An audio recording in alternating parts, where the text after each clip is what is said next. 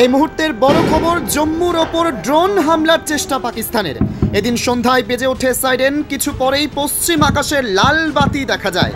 যদিও হামলার চেষ্টা ফের ব্যর্থ করে দিয়েছে ভারতীয় সেনা। পরিস্থিতির ওপর নজর রাখছে সেনা।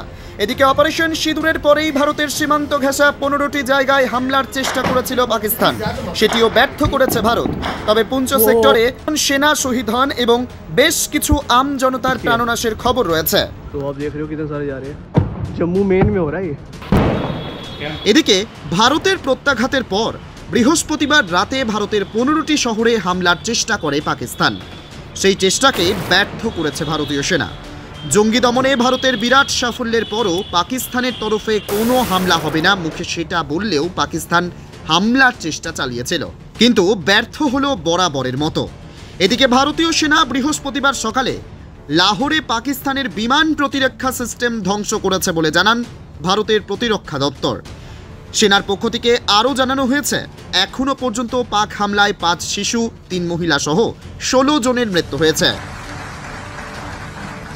इसमें 9 टेररिस्ट कैंप्स तबाह हुए और अच्छी खासी संख्या में आतंकी मारे गए।